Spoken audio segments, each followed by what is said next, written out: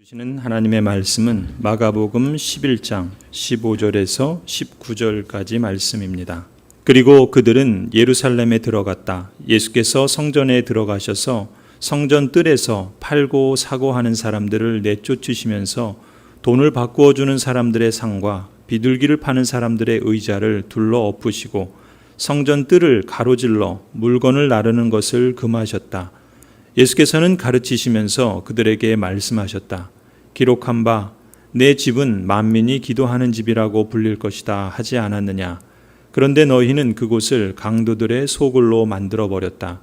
대제사장들과 율법학자들이 이 말씀을 듣고서는 어떻게 예수를 없애버릴까 하고 방도를 찾고 있었다. 그들은 예수를 두려워하고 있었던 것이다. 무리가 다 예수의 가르침에 놀라고 있었기 때문이다.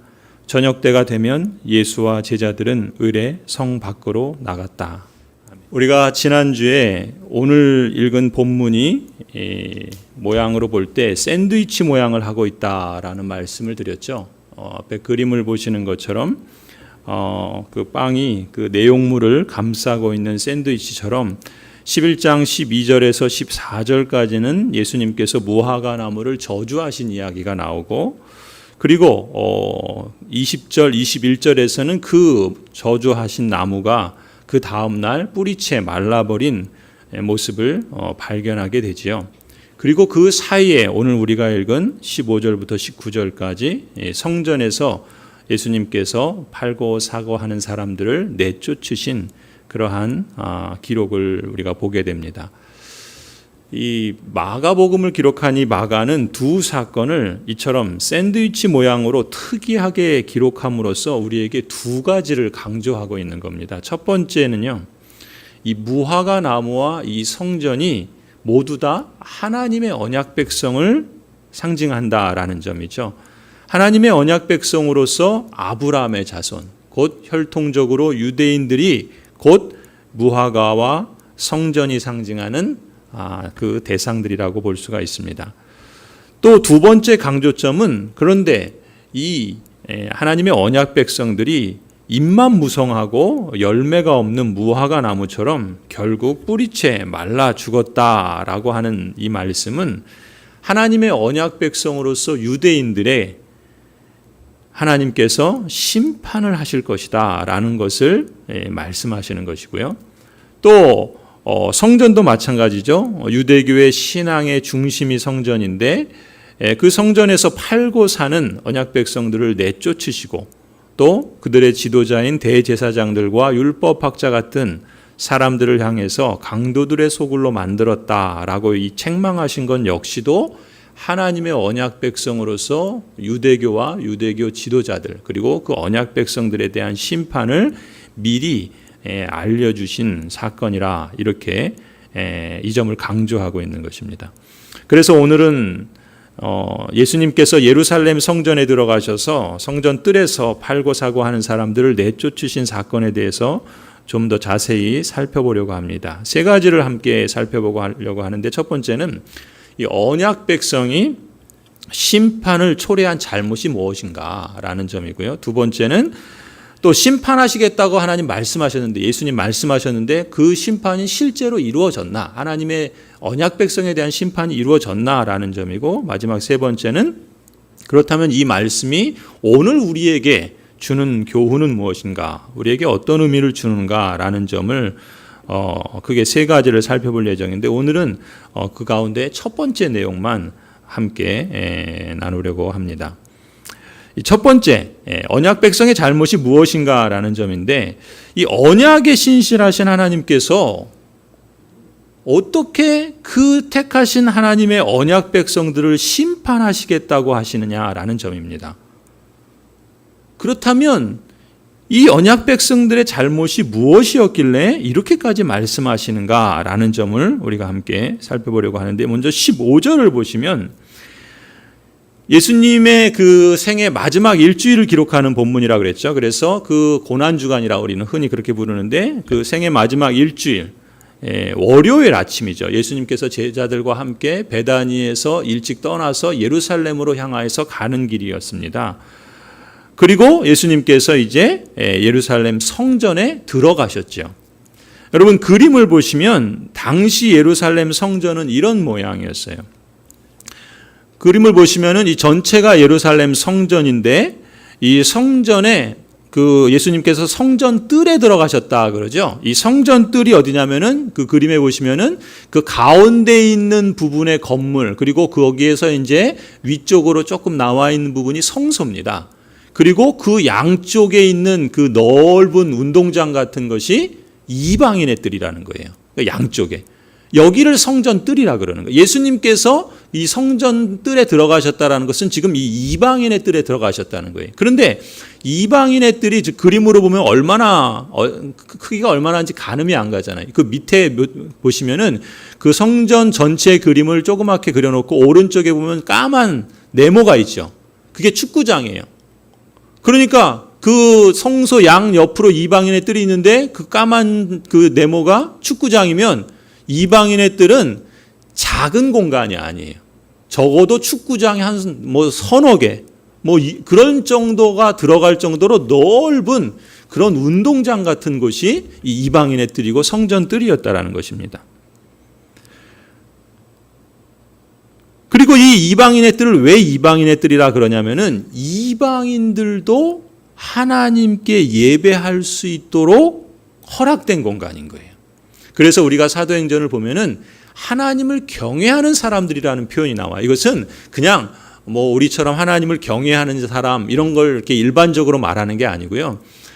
유대인이 아닌 이방인인데 유대교로 개종하지는 않았지만 하나님을 예배하는 사람들이 있었습니다. 이런 사람들을 하나님을 경외하는 사람이라고 전문 용어로 사용했던 거예요.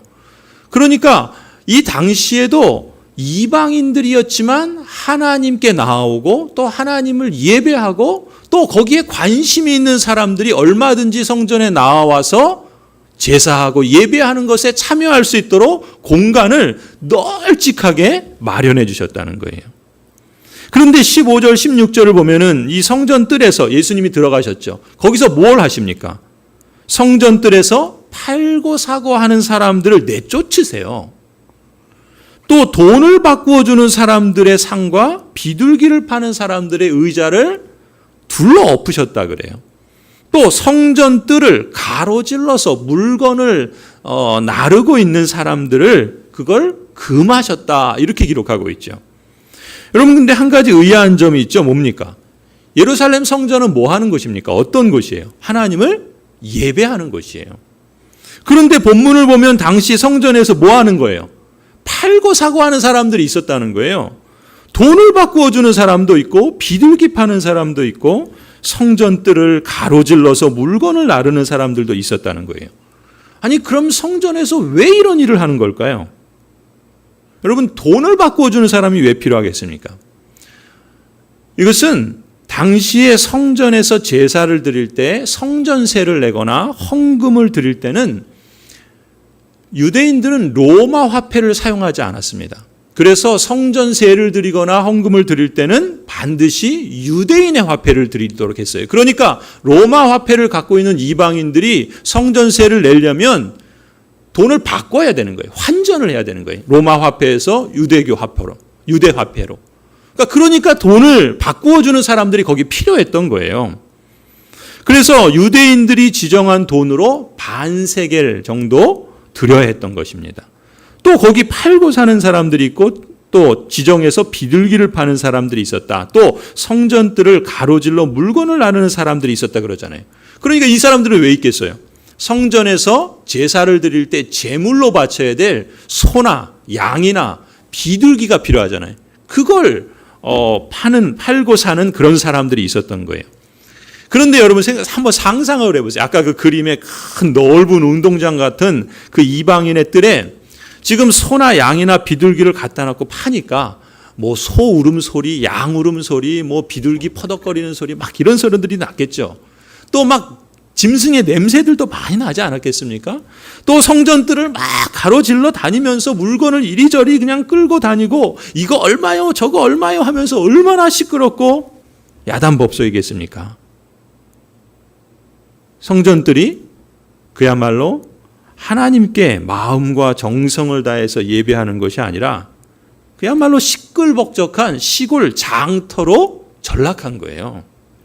그러니까 이방인들을 위해서 마련된 성전들이 오히려 이방인들이 하나님께 나아오는 것을 막아버리는 그런 일들이 있었던 겁니다.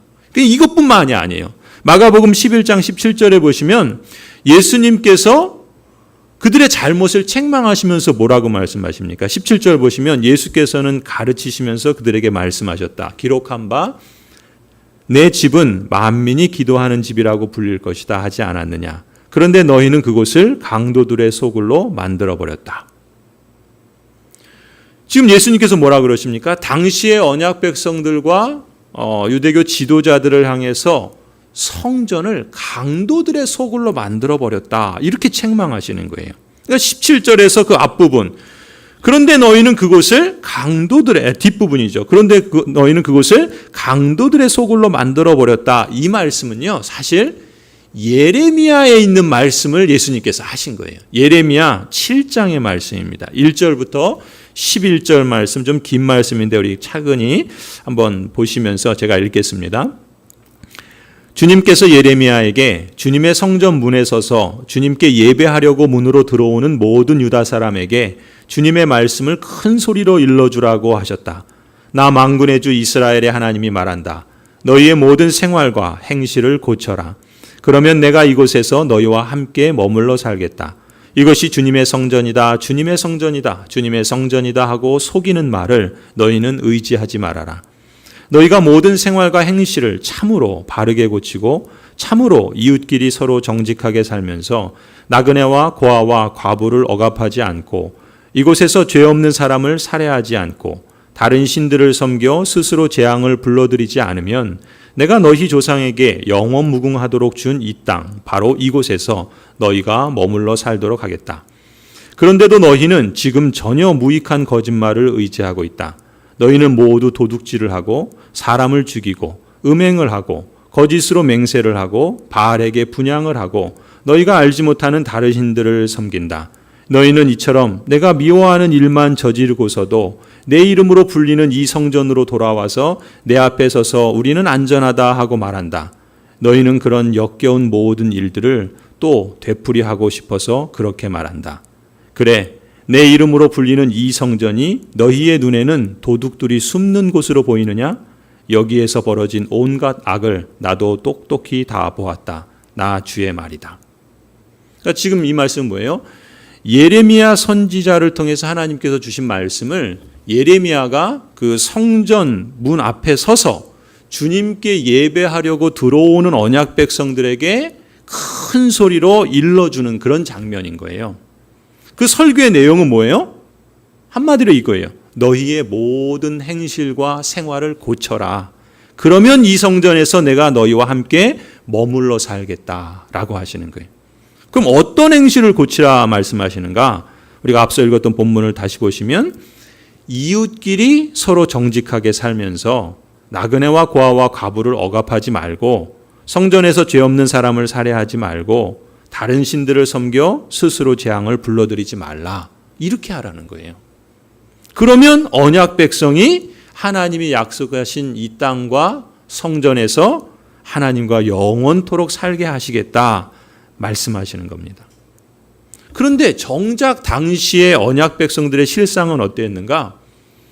사실은 하나님이 선포하시는 이 말씀과는 정반대의 모습이었던 거예요. 그런 악한 모습을 갖고 있으면서 하나님이 미워하시는 일만 저지르고서도 그저 성전에서 예배만 드리면 우리는 안전하다, 안전하다 이런 식으로 생각했던 거예요. 그러니까 그런 모습을 보고서 하나님이 너희의 악을 내가 똑똑히 본다. 그러면서 11절에 하신 말씀이 그거예요. 이 성전이 너희의 눈에는 도둑들이 숨는 곳으로 보이느냐. 이렇게 책망하시는 거예요. 여기서 그 예레미야 7장 11절에 도둑들이 숨는 곳이라는 표현이 지금 예수님께서 오늘 본문에서 말한 너희가 성전을 강도들의 소굴로 만들었다라고 하시는 이 표현인 거예요. 그러니까 예수님 당시의 언약 백성들과 지도자들도요, 이 구약의 예레미야 선지자가 책망했던 모습을 그대로 답습하고 있었다라는 거예요. 가령 오늘 본문에서 비둘기를 팔고 사는 사람들, 돈을 바꾸어 주는 사람들, 성전들을 가로질러 물건을 나르는 사람들, 말하자면 이 사람들은 성전 제사를 위해서 필요한 일을 하는 사람들이에요. 그런데 문제는 뭡니까?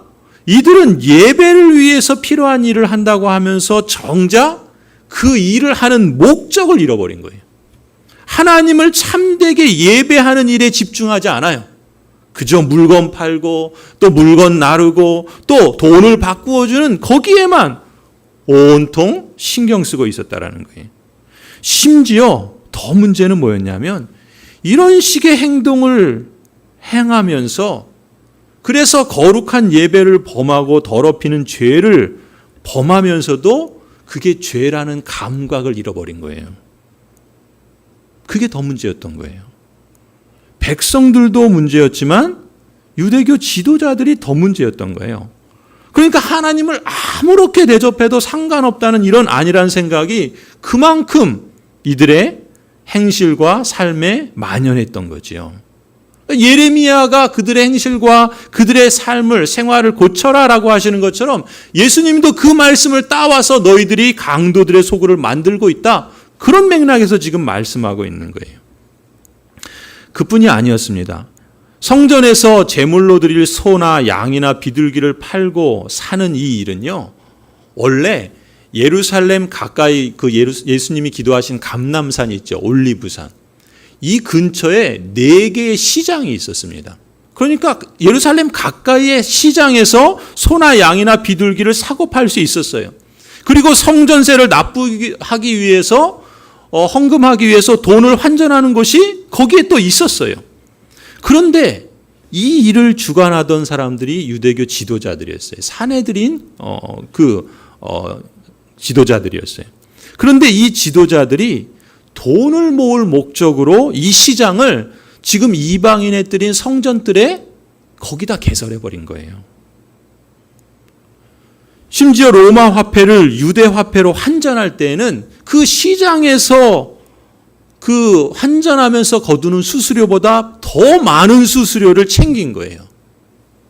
그러니까 유대교 지도자들은 자기 지위를 이용해서 자기 욕망을 채우는 일에만 관심이 있었지 정작 하나님을 기쁘시게 하는 일을 순종하지 않았던 거예요. 예수님께서 그 점을 책망하셨던 거죠. 게다가 그렇게 만약에 그 돈이 성전세가 모여지면 어떻게 합니까? 그 모여진 돈을 하나님이 기뻐하시는 그 예레미야가 뭐라 합니까? 공평과 공의를 위해서 써야 되는데 거기에 쓸 줄을 몰랐던 거예요. 이런 식의 관행이 오랫동안 지속되면서 일종의 전통이 돼버렸어요.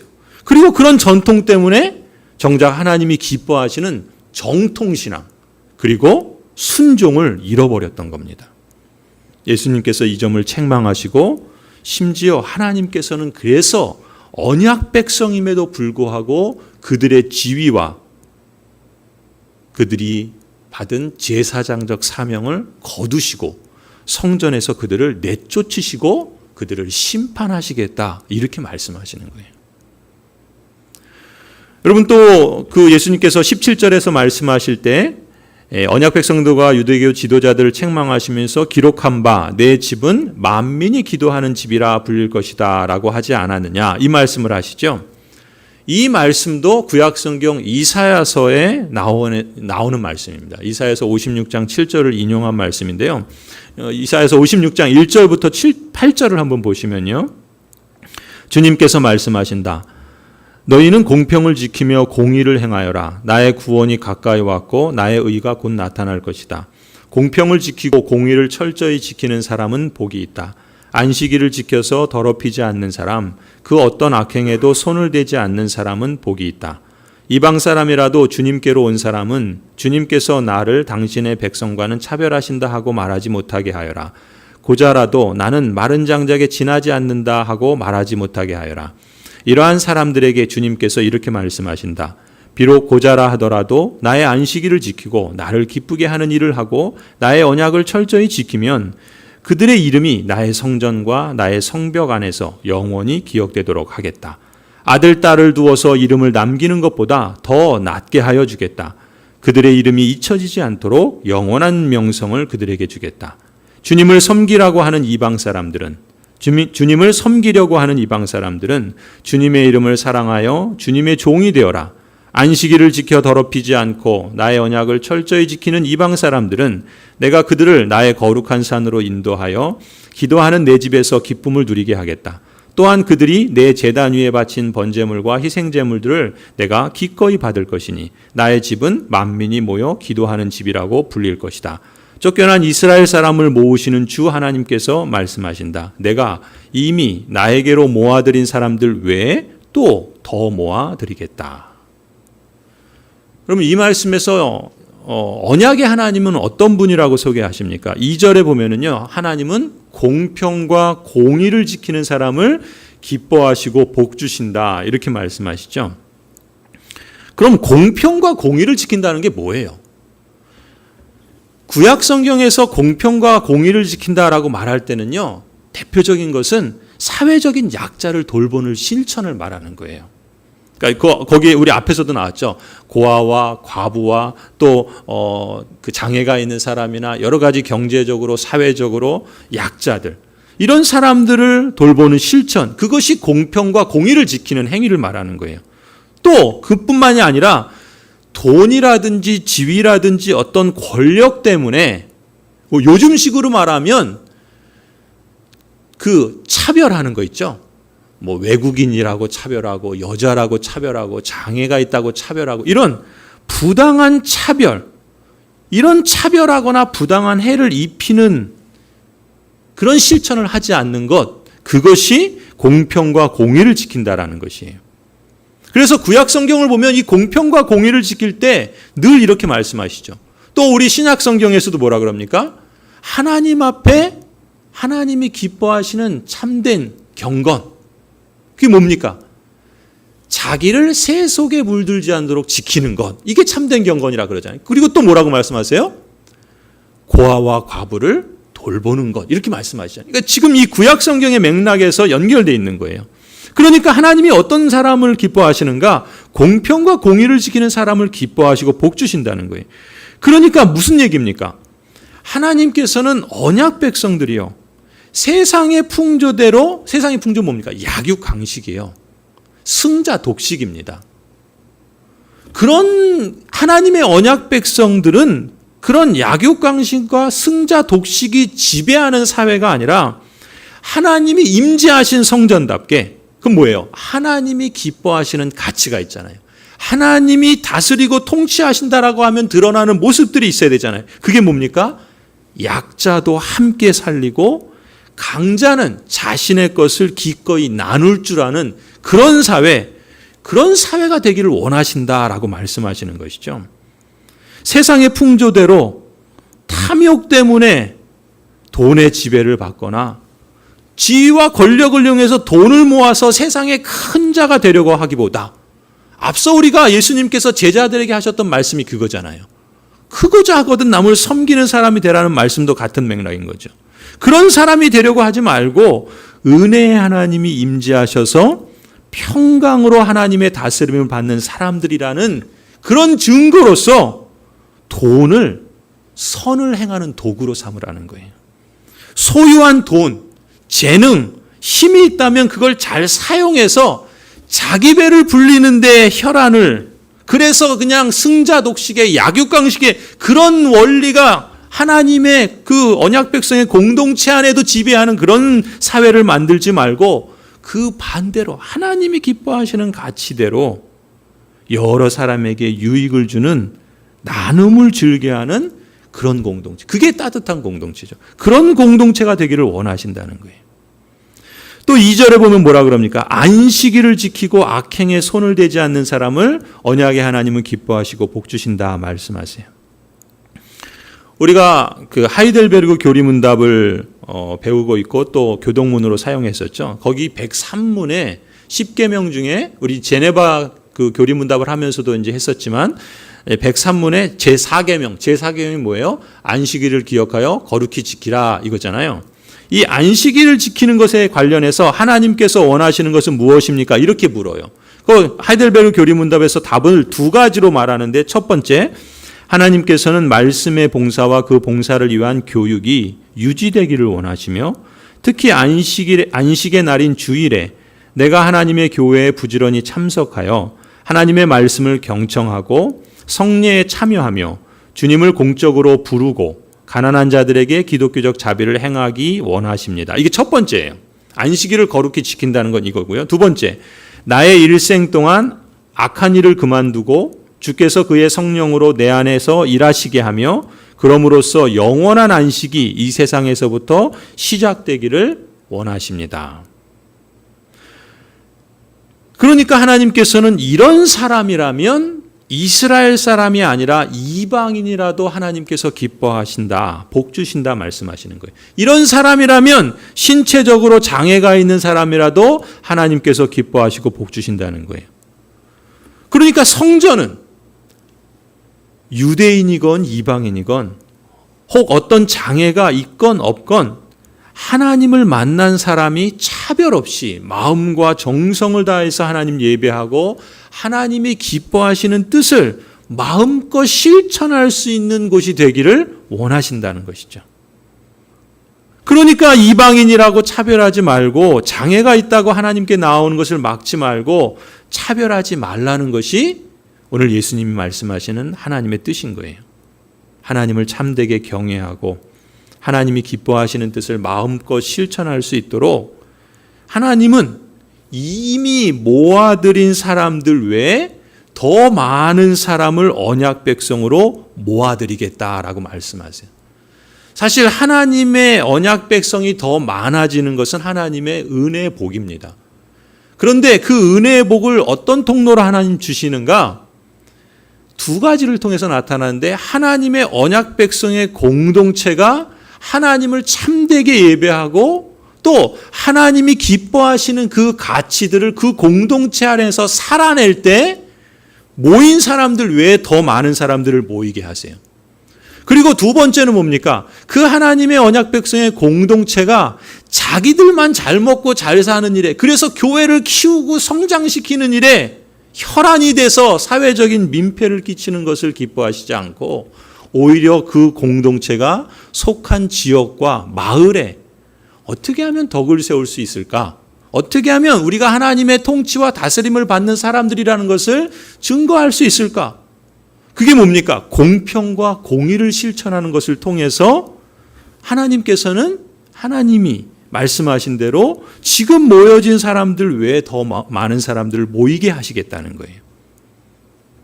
그것이 하나님이 지금 말씀하시는 것이고, 이런 점에서 예수님 뭐라고 말씀하시냐면, 나의 집은 만민이 모여서, 이건 뭡니까? 우리만 모이는 것이 아니라 이방인들도 함께 모여서 예배할 수 있는 그런 곳이라는 거예요. 그래서 하나님의 뜻을 위해 기도하고 함께 순종하는 집이 되기를 원하신다. 이렇게 지금 예수님 말씀하시는 거예요. 그런데 지금 유대교 언약 백성들과 지도자들은 거기서 실패했던 겁니다. 하나님의 언약 백성 여러분, 예수님 당시의 언약 백성이었던 유대인들의 실패를 우리는 타산지석으로 교훈 삼아야 할 줄로 믿습니다. 여러분, 구약 성경에서 예루살렘 성전은 뭡니까? 하나님을 만나고 하나님을 예배하고 하나님의 뜻을 순종하는 곳이 성전이었어요. 그래서 하나님의 은혜로운 통치와 평강의 열매를 맺는 다스림이 이 땅에 있다, 여기에 있다라는 것을 증거함으로써 이방인들에게, 열방에게 제사장적인 사명을 실천하는 통로가 바로 예루살렘 성전의 기능이었습니다. 그러면은 신약 성경에서 성전은 뭐예요? 신약 성경에서 성전은 누굽니까? 예수님이 성전이에요. 예수님이 성전. 요한복음 2장 19절에서 22절을 한번 보세요. 이 본문은요, 사실 오늘 우리가 읽은 마가복음 11장처럼 요한복음 2장에도 예수님의 사역 초기에 예수님께서 성전에 가셔서 팔고 사고 하는 사람들을 채찍으로 성전에서 내쫓으시는 일이 있습니다. 그 사건을 기록한 후에 유대인들에게 말씀하신 대목이 요한복음 2장 19절 22절이에요. 한번 제가 읽겠습니다. 예수께서 그들에게 말씀하셨다. 이 성전을 허물어라. 그러면 내가 사흘 만에 다시 세우겠다. 그러자 유대 사람들이 말하였다. 이 성전을 짓는데 46해나 걸렸는데 이것을 사흘 만에 세우겠다고요? 그러나 예수께서 성전이라고 하신 것은 누구를 두고 하신 말씀입니까? 자기 몸을 두고 하신 말씀이었다. 제자들은 그 당시에는 그 말을 이해하지 못했는데 예수께서 죽은 사람들 가운데서 살아나신 뒤에야 예수님께서 말씀하신 것을 기억하시고 성경 말씀과 예수께서 하신 말씀을 믿게 되었다. 그래서 신약 성경에서 성전은 뭡니까? 예수님이 성전인 거예요. 그러니까 예수님은 성전이라는 말이 뭐예요? 하나님의 나라가 이미 임했다. 하나님의 통치가 여기에 와 있다라는 그 사실을 예수님은 친히 당신의 사역과 순종을 통해서 증거하셨던 겁니다. 그러니까 예수님을 통해서 하나님을 만나고 예수님을 통해서 하나님을 예배하고 예수님을 통해서 하나님의 뜻을 순종하도록 예수님은 언약 백성들을 유대인만이 아니라 이방인들도 초대하고 부르셨던 거예요. 자, 그러면 여러분, 예수님께서 부활하시고 승천하셨어요. 그리고 다시 오실 겁니다. 그렇다면 그때까지 누가 성전입니까? 누가 성전이에요? 성도가 성전입니다. 하나님의 언약 백성이 성전이에요. 하나님의 언약 백성의 공동체인 교회가 성전입니다. 고린도전서 3장 16절 17절 이렇게 말씀하시죠. 여러분은 누구예요? 하나님의 언약 백성을 말해요. 언약 백성의 공동체인 교회를 말하는 거예요. 여러분은 하나님의 성전이며 하나님의 성령이 여러분 안에 거하신다는 것을 알지 못합니까? 누구든지 하나님의 성전을 파괴하면 하나님께서도 그 사람을 멸하실 것입니다. 하나님의 성전은 거룩합니다. 여러분은 하나님의 성전입니다. 누가 하나님의 성전이라고 확언하십니까? 성도가, 언약 백성이, 그 언약 백성의 공동체인 교회가 성전이라는 거예요. 그건 무슨 말씀이에요? 이제 예수님께서는 부활하시고 승천하신 이후에 재림하실 그때까지 교회를 통해서 하나님의 언약 백성인 공동체인 성도를 통해서 하나님을 만나게 하시고 하나님을 예배하게 하시고 또 하나님의 뜻을 순종하게 하신다는 말씀이죠. 교회를 통해서 그 일을 하시겠다는 거예요. 성도 여러분, 그런 점에서 여러분은 거룩한 하나님의 성전입니다. 고향제일교회는 하나님 나라의 언약 백성으로서 구약의 예루살렘 성전을 주신 목적처럼 또 신약에 예수님께서 친히 당신의 사역과 순종을 통해서 행하신 것처럼 이제 이 죄 많은 세상에서 유일하게 하나님 나라를 증거하는 산 증인입니다. 거룩한 제사장으로 여러분이 우리 교회가 부름받았다는 사실을 늘 기억하십시다. 성령 하나님께서 그런 점에서 우리 모두에게 베푸신 이 영광스러운 특권과 이 거룩한 사명을 충성스럽게 감당하는 마음을 매주마다 우리에게 새롭게 해주시기를 기원합니다. 주님의 크신 은혜를 우리가 감사하고 또 높이고 거룩하고 복되게 살아가는 하나님의 언약 백성이 되시기를 간절히 축원합니다. 기도하시겠습니다.